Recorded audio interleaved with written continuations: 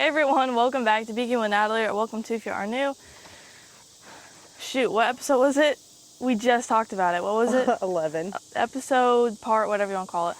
11, it's August 5th. No idea how, but it is. And we were just talking about how all of a sudden it kind of feels like spring again and how we have so much to do. It kind of feels that way in the beginning of the year. There's just so much to do all of a sudden. And then at the end of the season, it feels like that too, because we still have supers on in some yards that we have to get all of those off so we can feed and treat and do all that. We haven't treated any of these hives. I don't know. I think we will, and if we do, it might just be a couple rounds of OA, because I don't want to do any major treating on these because we are going to split them. But I do just want to give a quick update on these. It kind of just shows that, like last week we didn't have a video for it. Probably could have made one, we just didn't get around to it. And it just kind of shows that you don't have to be in your bees every single day. Like, a lot of people ask that, how much maintenance does it cost to be in your hives or to have hives and all that. And this yard just kind of shows they're doing really good. They look good so far, and we really are only in them probably once, maybe twice a week. Could we have been in them more? Yeah, for sure, but what? Once or twice a week. Yeah. Right? I think it's been less than that. It has been less than that, but we try to get one video out a week, and so that means we're usually in them at least once. And if we are, it's only feeding most of the time. But today's video is kind of just going to be another update on what it's looking like. I did have one comment I saw that was talking about how they're surprised we can split these when they're so light like that, and just like surprised we can actually go ahead and split them. And the thing is you can. There just comes a cost to all of that, and that for us this year was just not being able to get honey. And it is a little bit of a risk. I also wanted to mention that sometimes whenever you're doing stuff like this, we said 2 to 20, and that might mean within the next 2 years, just because sometimes it's hard to get there just depending on the season.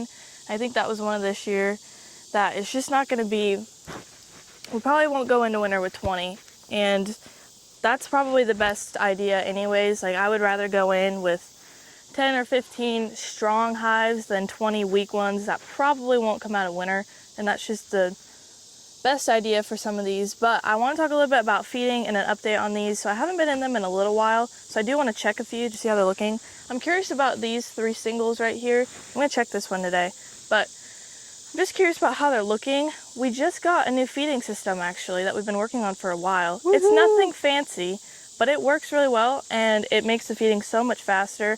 Feeding for us is really fast when there's 2 of us. That's not always the option. Sometimes we have to go with just one person, and now we have a way that we can do it with one person. It's a lot faster. So we'll probably show that at some point, whether it's on one of these videos or just one of our normal ones. I'm sure it'll be on both. But I wanted to check this one today because I talked about it, I think in the last one, and just kind of talked about how they weren't doing so good. Something was wrong, and they weren't really building up.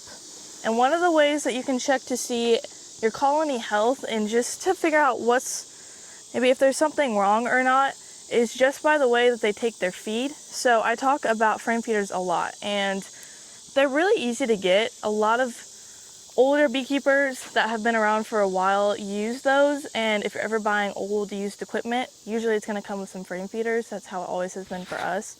So we have a lot. We have more than we need, and we try to use them, and if we're going to use them, it's going to be this time of the year when it's still warm outside, because frame feeders don't tend to do very good whenever it's cold out. Just because that syrup gets cold, the bees get in there, and then they start to freeze, and they'll end up drowning in those. That's the biggest thing about frame feeders, is drowning, and people talk about it. Now, you can avoid it if you do it correctly, but a good, strong colony will take the feed from a frame feeder really good, easy. We had one that was, I think they were actually a triple. Knocked them down to a double, and then we put a bunch of supers on, and we put some feed in a frame feeder, and that's a gallon. Our frame feeders are a gallon, and they took it within a day. We came back the next day, it was completely dry. Now that was right after we pulled the supers. It was right after we pulled, but they were still a double, so they still had that whole top box of feed, and they still took it. I did get one question about getting honeybound or whatever it is, just when we're feeding so much like this, and we've never had an issue. I think if you're going to feed, if it's going to be a double, that's where you'll want to check for sure to make sure if that whole top box is full of feed, then I usually don't feed because they have plenty in there and they're not going to have anywhere to put it, and that can where drowning can be caused, or just where the syrup will go bad, it'll start to smell, and then you'll go honeybound and she won't have anywhere to lay, and then it's just a whole mess. So to avoid that, it's really just going through the hive. I always like talk and then I never do anything. So this video, we're going to do that differently. I'm going to actually pull frames out while I try and talk. But okay, so she's actually down here. So she's in there, but if you can see her brood pattern, it's really bad. Like this is all spotty, but she looks fine. Like she looks good. That's one thing. Check the pattern, see how it looks, and then if it doesn't look good, check the queen. Sometimes you'll see the wings are a little, they just look like they've been pulled on and messed around, and they'll be all broken up. She looks fine. Her abdomen looks good. So she looks like a good queen, and she should be because she's new. So sometimes that just means that something happened in the mating process and she just didn't get mated right. Maybe she should have gone back out for another mating flight. Sometimes they will go out for 2. They'll go out of the hive, come back, and then sometimes they'll have to go back out, and maybe she didn't, and she just doesn't have a good pattern. So I see that you can see it just looks really shotgunny is what we'll call it, spotty, whatever. And that should be on a brand new queen that was this year, and even a second year queen, it should be a solid pattern. There's really not. They are starting to fill this up with feed, so they're starting to backfill it, and that shouldn't really be happening because they have all this extra. They have a foundation and then a bunch of drawn comb that has nothing in it. I mean, there was one frame, I think it was this one I pulled out, and there was nothing in there. There's really not that many bees in here either. There really isn't, because she doesn't have a good brood pattern. They're not producing. So what's going to happen is probably requeening. Now, I did graft, let's see, it's Tuesday, and I grafted, I believe it was Friday.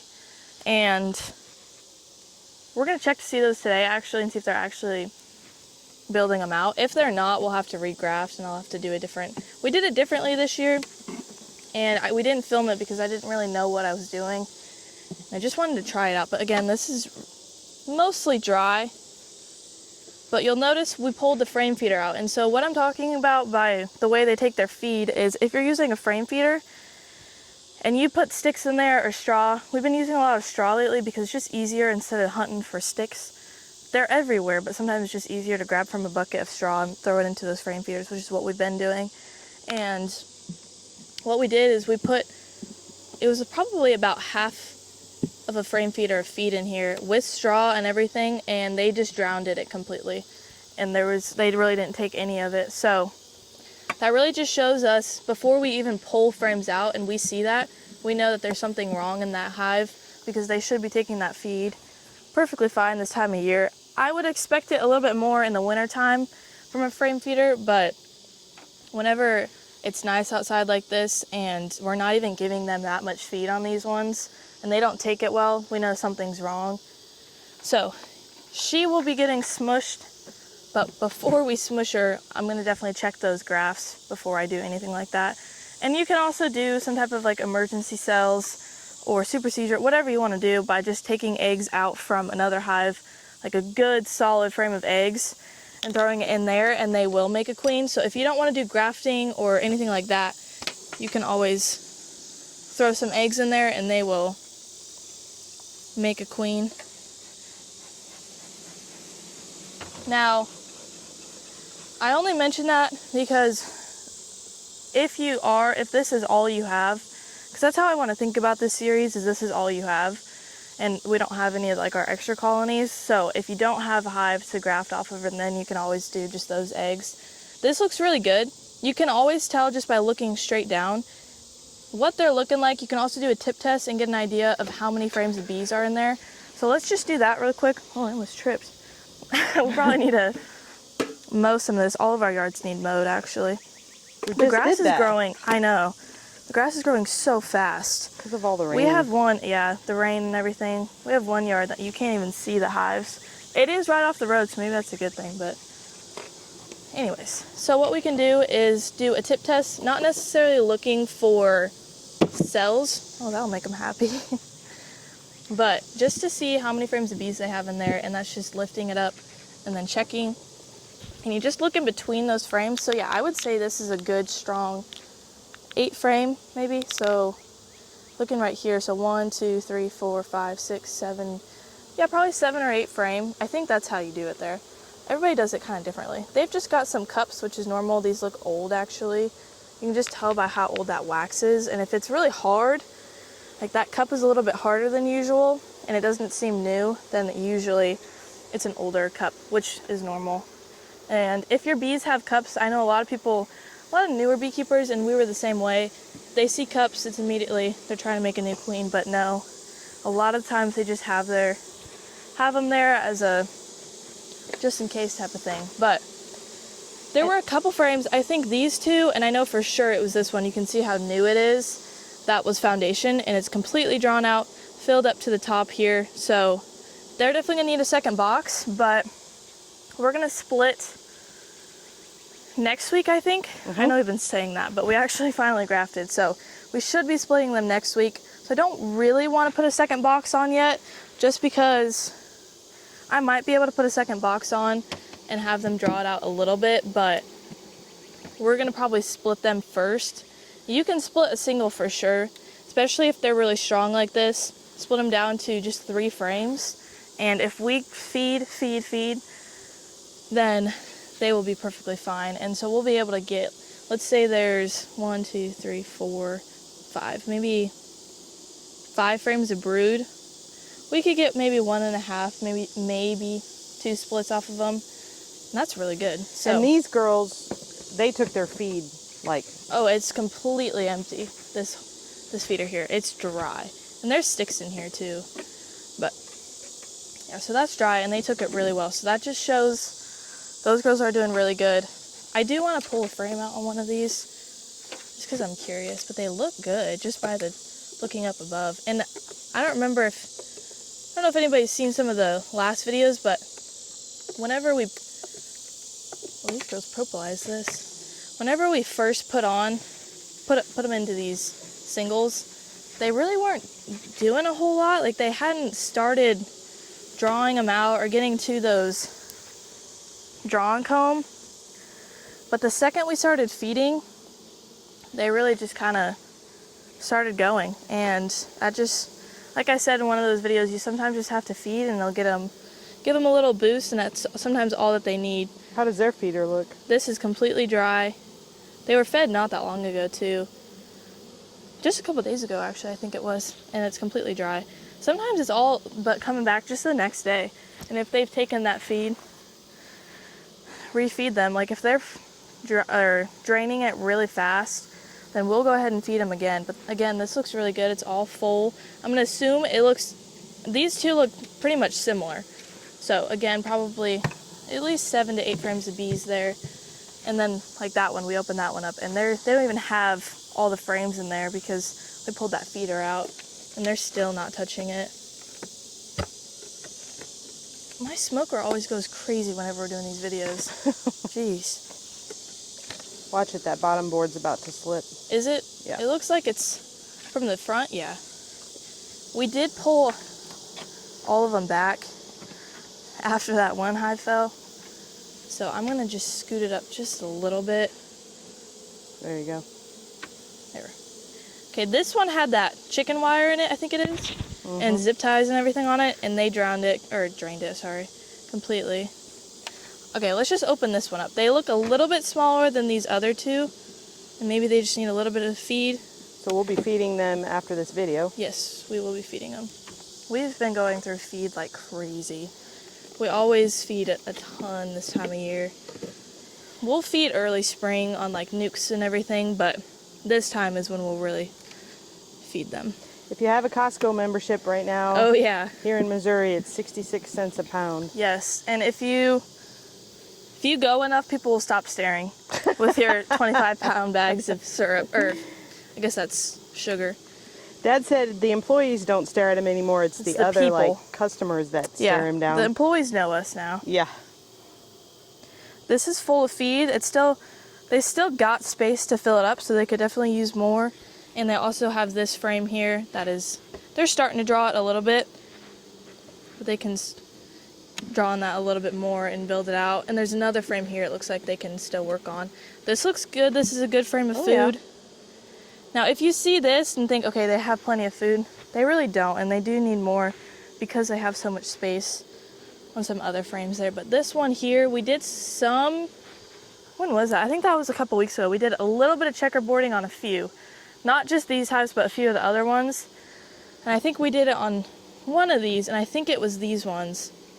Did a little bit of checkerboarding, and that's just throwing some foundation, maybe some drawn in the middle here. I know some people don't like to mix up the frames because it can confuse the bees, but we've never had a problem with it. It always works really well whenever we do checkerboarding. We'll avoid it as best we can, just so they can work on it themselves. But if they're not getting to some of that stuff, we will checkerboard it just a little bit to get them on it. And sometimes if something's a little mixed up, you have a random honey frame in the middle. Rearrange everything to where the honey's on the outside and all the brood is in the middle. That way it'll, because the queen usually doesn't go past honey or food. This looks pretty good. It's a little shotgunny. It could also just be the time of year. We had one early this year that they just didn't look super great. Her pattern wasn't that good, but all it took was just a little bit of time and some feed, and she started. Let me see that brood pattern. It's a little shotgunny, but she's going back and laying in it. It doesn't look bad though, because the stuff that she has laid, it's pretty solid here. So it looks okay. It looks better than that other one. So they're just a little bit behind than these other two over here. But I think all these girls need is really just some more feed. So now if you don't want to split and you just want to keep building up these singles like these two, you could go ahead and definitely throw a box on. And we'll try to, if you don't have any drawn comb, that's perfectly fine. You can just throw a bunch of foundation on that top box. And then if you don't have any drawn comb at all you can really do is just pull a solid brood frame, usually like it's emerging or something like that, and move it up to that top box that you're about to put on and flip it with a foundation frame. Then that'll get them up in that top box and give them a little bit of a start too if you don't have any drawn comb. But usually if we put another box on, we'll try to put about, I was going to say it looked a little empty there. There's another frame to put in. We'll try to put maybe three frames of drawn comb on there. This time of the year, we're going to put more drawn comb in, especially because we were looking today and we actually have a lot of drawn comb we had from last year. And it kind of just feels like a waste if we just go through winter again with it stored. So if you have any drawn comb that you're just going to plan on storing it again this winter, just throw it onto a hive somewhere, because that stuff is like gold. Because it's a lot of work, especially this time of year, for them to have to draw that out. So we'll try and throw it on if we can. But we have a ton of hives that need a second box, so we will put a good bit of foundation. We'll end up using it all.